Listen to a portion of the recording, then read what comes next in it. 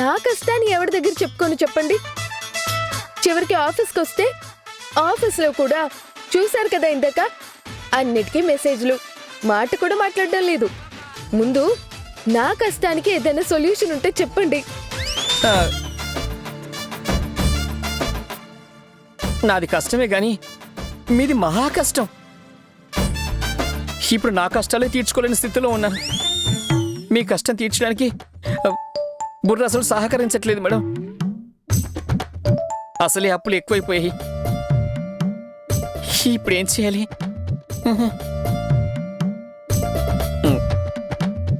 Madam, మీరు ఒకసారి మళ్ళీ ట్రై చేయగలరా? బాస్తో మాట్లాడతారా? మళ్ళీ మీరు మొదటికి వచ్చారు కదా. నా బుర్రస్సులో పనిచేయడం లేదే.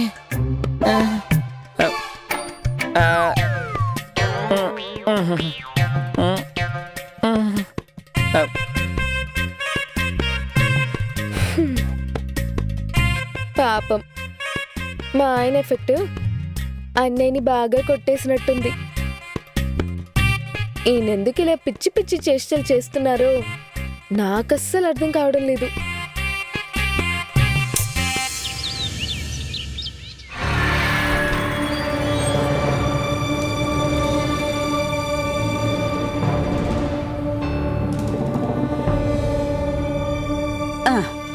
అమ్మా, ఏంటి దేవకి, నువ్వు ఒకదానిమే కూర్చుని పాచికలాడుతున్నావు? నన్ను పిలవచ్చు కదా. అబ్బా, ఇద్దరం కలిసి ఆడుకోవచ్చు. నువ్వు ఒక్కదానివే ఆడితే ఆట ఎలా అవుతుందే? నేనొక్కదాన్నే ఆడుతున్నానని ఎందుకనుకుంటున్నావమ్మా? నేను నా శత్రువుతో కూర్చుని ఆడుతున్నా. నీకు ఆలోచించి ఆలోచించి మాతేదో పోయినట్టుంది. యువతలెవరు లేకుండా నీ శత్రువుతో ఆడుతున్నానంటున్నావు. నీలాంటి మతి తక్కువ వాళ్లే తక్కువగా అంచనా వేస్తారు. నీ కంటికి నా ఎదురుగా శత్రువు కనిపించకపోవచ్చు, కానీ నా కంటికి కనిపిస్తూనే ఉంటుంది. అంటే నీ ఎదురుగా మధు కూర్చుని పాచికలాడుతుంది అన్నట్టు నువ్వు ఊహించుకుంటున్నావా? ఊహించుకోవడం కాదమ్మా, ఇక్కడ పాచికలాడుతూ దాని జీవితంలో ఎలా ప్రకంపనలు సృష్టించాలా అని ఆలోచిస్తూ అవతలి వైపు ఆటని కూడా ఆడుతున్నాను. ఏంటో నువ్వు నీ ఆలోచనలు ఎప్పుడూ అర్థం కావు. నువ్వేదైనా చేవే, కానీ దాని పీడ శాశ్వతంగా విరగడేటట్టు ఏదో ఒకటి ఆలోచించు. ఆ రోజు ఎంతో దూరంలో లేదమ్మా, చూసావుగా. పొద్దున బ్రేక్ఫాస్ట్ టైంలో అది వడ్డిస్తానని వచ్చింది. దాన్ని ఎక్కడుంచాలో అక్కడుంచాను. నందు కూడా దాంతో పెద్దగా మాట్లాడుతున్నట్టు లేడు. ఇంకొకటి గమనించావా? ఆఫీస్కి వెళ్ళేటప్పుడు కూడా ఆ పిల్లని వాడు తీసుకెళ్లలేదు. ఏదో పనుందనే సాకుతోటి ఆ పిల్లని వదిలేసి వెళ్ళాడు. ఆ పిల్ల మొహం మాడిపోయింది. నువ్వు గమనించావో లేదో? ఎందుకు గమనించలేదు? బాగానే గమనించాను. ఇద్దరి మధ్య ఏదో ఎడబాటుంది. అదే, ఆ ఎడబాటునే పెద్దది చేసి నందు మధుని ద్వేషించి అసలు వాడి జీవితంలో మధు అవసరమే లేదనే నిర్ణయానికి వాడొచ్చెట్టు చేయాలి. దానికి ఏమైనా ఉపాయం ఆలోచించావా? అదే ఆలోచిస్తున్నా.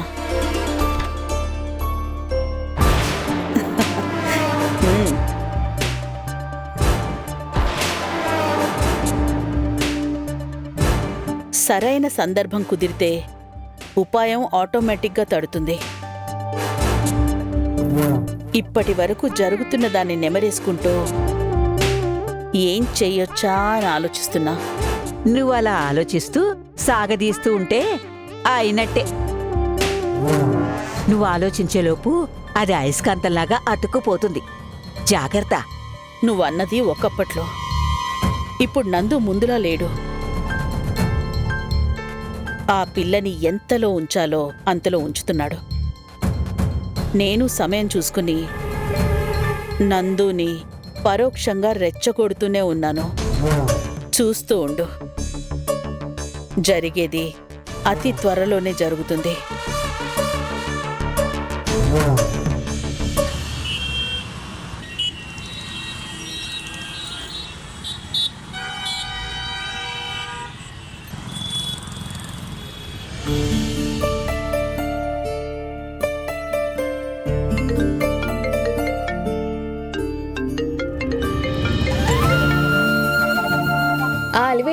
ఏంటి ఏం చేస్తున్నావు?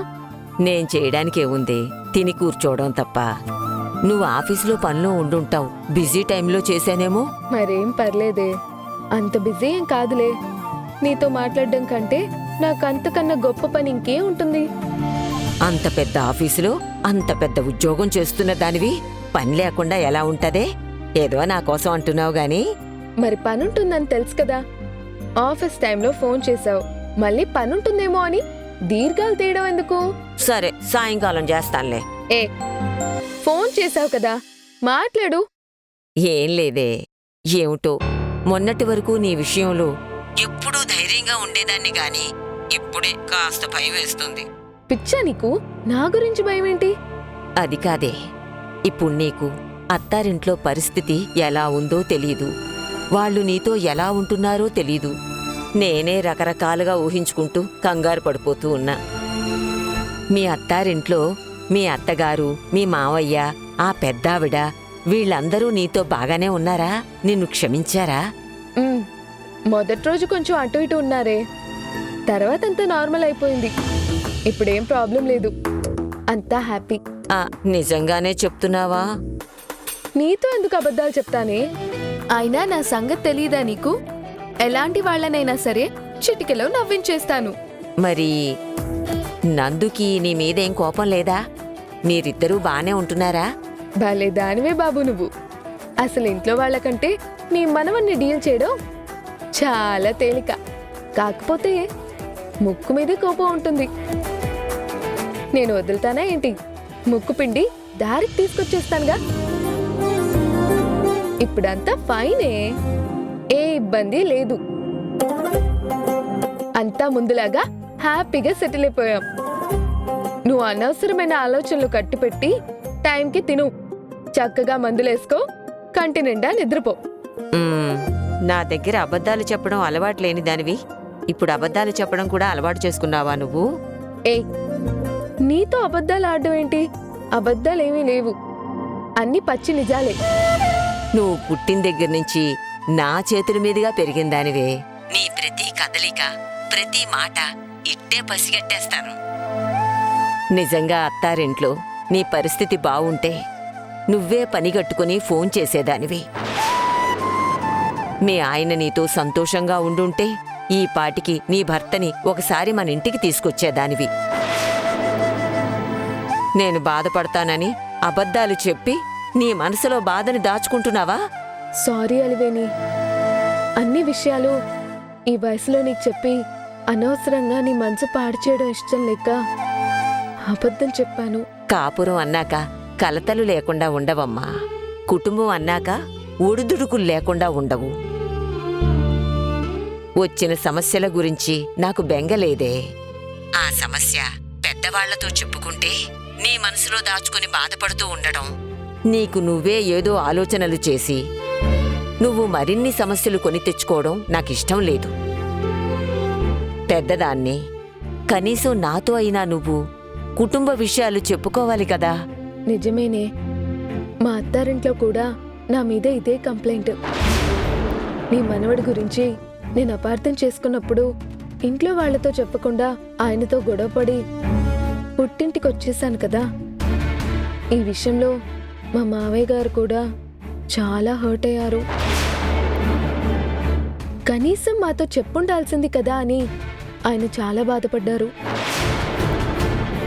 ఇప్పుడు మావయ్య గారు పర్లేదనుకో, అర్థం చేసుకున్నారు. ఆయన ఒక్కళ్లే ఇప్పుడు నాతో మాట్లాడుతున్నారు.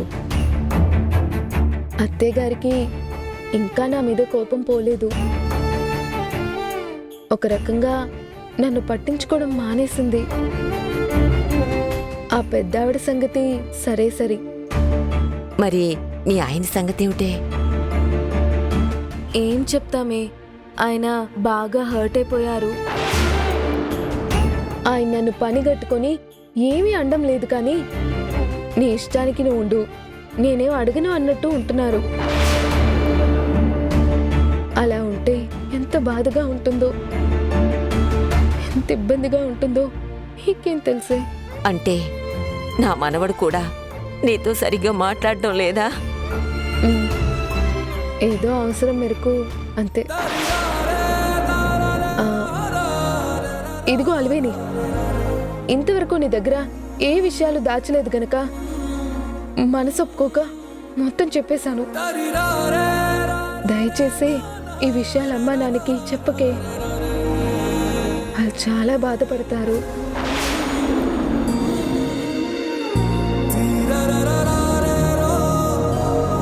హలో అలివేని, అలివేని, ఆ, ఆ, దయచేసి అమ్మా నాన్నకి ఈ విషయం చెప్పకే ప్లీజ్. అలాగే అలాగే లేవే, చెప్పంలే. సాయంకాలం ఒకసారి ఇంటికి రా, నిన్ను చూడాలని ఉంది. అలాగే వస్తాను. ఆ, ఇదిగో మళ్ళీ చెప్తున్నా, అమ్మా నాన్నకి ఈ విషయం చెప్పకూడదు చెప్తున్నా. ఉంటాను.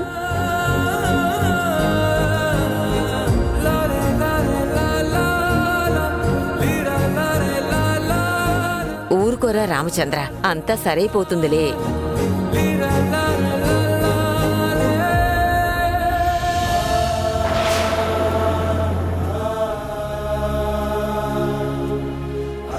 వెళ్ళు రమణి, వాడెళ్ళి బాధపడుతూ కూర్చుంటాడు. వాడికి ధైర్యం చెప్పు, ఏం కాదులే.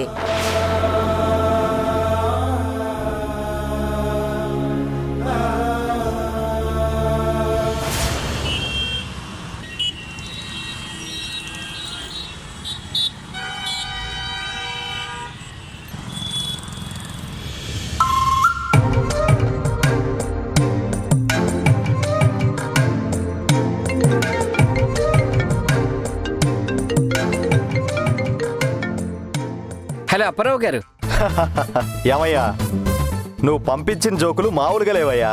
జోకులు చదివిన వెంటనే కడుపుబ్బా నవ్వేశాననుకో. అసలు ఎంత బాగున్నాయంటే చాలా బాగున్నాయి. బాగా హ్యాపీగా ఉన్నారు కదా? ఆ పిచ్చ హ్యాపీ. సంతోషం. సంతోషంగానే ఉన్నాను కానీ ఇంతకీ వడ్డీ రాలేదేంటి? వడ్డీ అడుగుతారేంటి సార్? సంతోషాన్ని పంపానుగా. ఏ రోద్రో, ఏంటి తమాషాలా? వడ్డీ దగ్గర అసలు తమాషా లేదబ్బాయి. వడ్డీ పంపించమంటే జోకులు పంపించావు కానీ వడ్డీ రాలేదు. వడ్డీ కోసమే కదా సార్ జోక్స్ పంపించాను.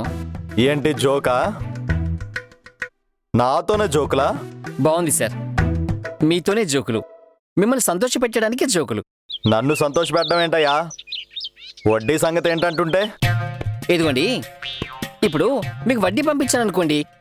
వడ్డీ పంపించగానే మీకేమనిపిస్తుంది? టైంకి వడ్డీ వస్తే సంతోషంగా ఉంటుంది కదా. మరి నేను చేసింది అదే కదా.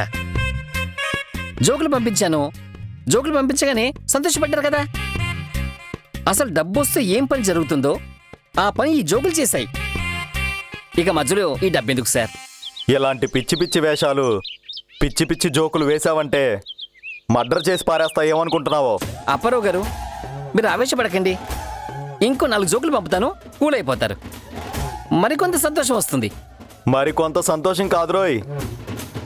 ఆఫీస్కి 4 మనుషులు వస్తారు.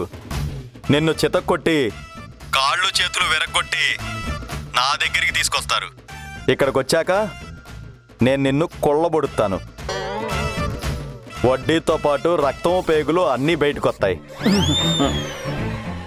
అప్పారావు గారు, మీరు ఆవేశపడకండి. ఆవేశం కాదురే రే. నాకు ఇంకో అరగంటలో వడ్డీ రాలేదనుకో, నీ సంగతి తెలుస్తా చెప్తున్నా. Okay okay. అమ్మో, బాస్ ఏమో సంతోషం కాన్సెప్ట్ చెప్పాడు.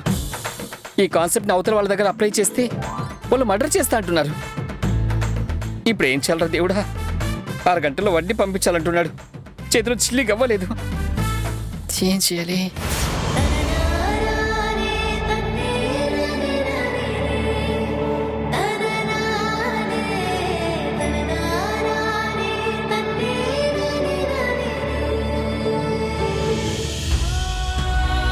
సుధీర్ నా కాబోయే భర్త.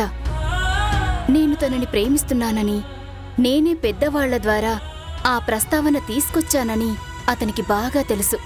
అలాంటిది కాబోయే నాకు ఇన్ని మెసేజెస్ కానీ, అంతసేపు మాట్లాడడం కానీ చేయడం లేదు.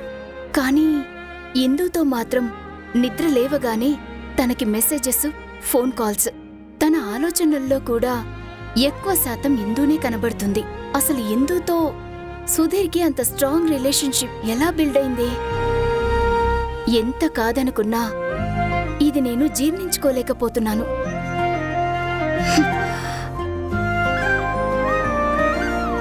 నేనే ఎక్కువ అతిగా ఆలోచిస్తున్నానేమో. అది కేవలం ఫ్రెండ్షిప్పే అయ్యుండొచ్చు కదా. నేనెందుకు ఎక్కువగా ఆలోచిస్తున్నాను?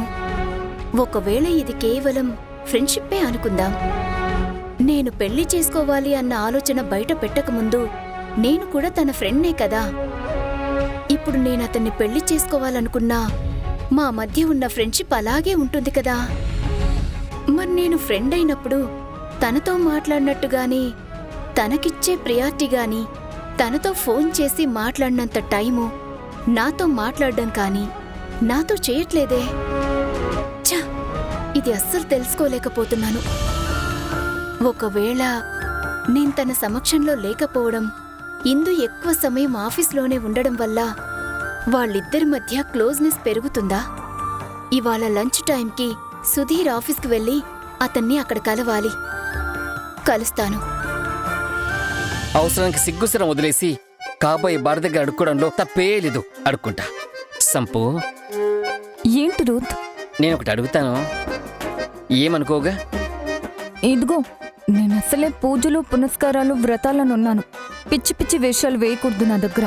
చిచి, నువ్వనుకున్నది కాదు. ఏం లేదు, ఒక 10,000 ఉంటే సర్దుతావా? వచ్చే నెలలో ఇచ్చేస్తాను. చిచ్చి, ఆడపిల్ల సంపాదన కోసం చెయ్యి చాపుతున్నావా? నువ్వేం మగాడివిరా? సంపుని పెళ్లి చేసుకుని ఏం ఉద్ధరిస్తావు? సంపు, నేను చెప్పాను కదా, మనోడు పరమ వేస్ట్. వెళ్ళరా ఇక్కడి నుంచి. చావగొడతా నేను. అసలైతే చిరాకులో ఉంటే నువ్వొకటి మధ్యలో. రే రోతార్, వెళ్ళి ఇక్కడి నుంచి. చూస్తాను.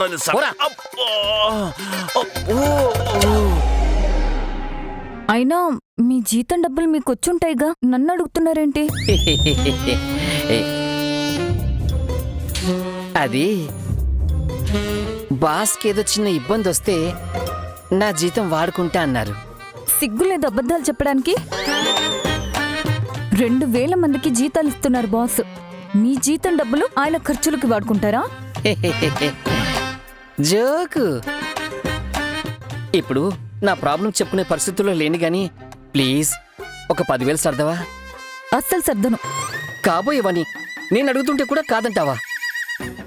మా అమ్మ డబ్బుల విషయంలో చాలా ఖచ్చితంగా ఉండాలంది. కన్న తండ్రైనా కట్టుకున్న మొగుడైనా డబ్బుల విషయంలో మాత్రం మాత్రం అజాగ్రత్తగా ఉండకూడదంట. సంపాదించే డబ్బులు జాగ్రత్తగా పెట్టుకోవాలి, ప్రతిదీ లెక్క చూసుకోవాలి. డబ్బుల్ని లెక్క చేయకపోతే డబ్బులు చేతిలో నిలబడవు అని చెప్పింది. నేను మా అమ్మ మాటే వింటాను. కాబోయే వాడి మాట వినవా? అసలు మిమ్మల్ని పెళ్లి చేసుకోబోయేదే మా అమ్మ చెప్పింది కాబట్టి. కర్మ. ఈ వారం పొలాల్లో ఆదాయం 0, వ్యయం 1000 ఉన్నట్టుంది. దేవుడా, ఇప్పుడేం చేయాలరా?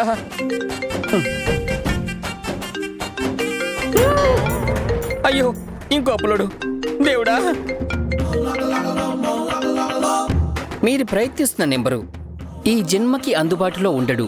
మరో జన్మకి ట్రై చేయండి.